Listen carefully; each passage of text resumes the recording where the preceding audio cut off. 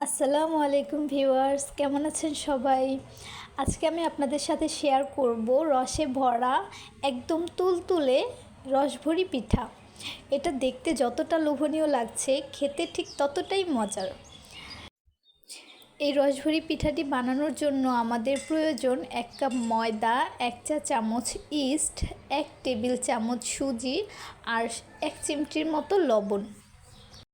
এবার আমি এই উপকরণগুলো একসাথে করে একটি সফট ডো তৈরি করে 1 ঘন্টার জন্য রেস্টে রেখে দিয়েছি।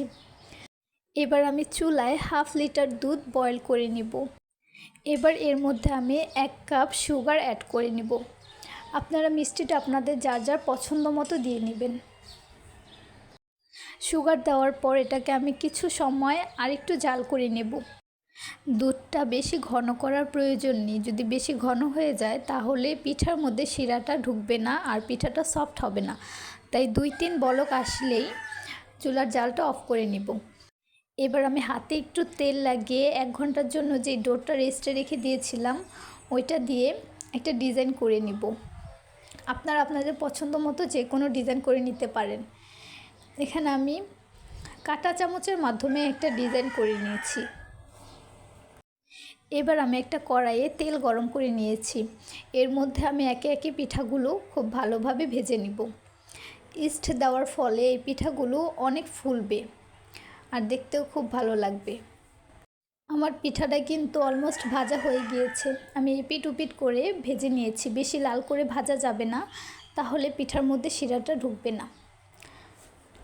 এবার কড়াই থেকে পিঠাগুলো আমি উঠিয়ে সাথে সাথেই গরম দুধের মধ্যে দিয়ে দিয়েছি। পিঠাটা গরম অবস্থাতেই দুধের মধ্যে ভিজিয়ে রাখবেন। ঠান্ডা হয়ে গেলে কিন্তু আর পিঠার মধ্যে শিরাটা ঢুকবে না। এবার আমি আবারও একে একে সবগুলো পিঠা এভাবে ভেজে সাথে সাথে তুলে গরম দুধের মধ্যে ভিজিয়ে দিব। আমার পিঠাগুলো কিন্তু অনেক সুন্দর ফুলেছে আর এটা দুধে 1-1.5 ঘন্টা ভিজিয়ে রাখার পর এটা আরও বেশি ফুলে যাবে। আমি প্রায় 1 ঘন্টা পর পিঠাগুলোকে একটা প্লেটে সার্ভ করে নিয়েছি। দেখুন আমার পিঠাগুলো কিন্তু একদম রসে ভরে সফট হয়ে গিয়েছে।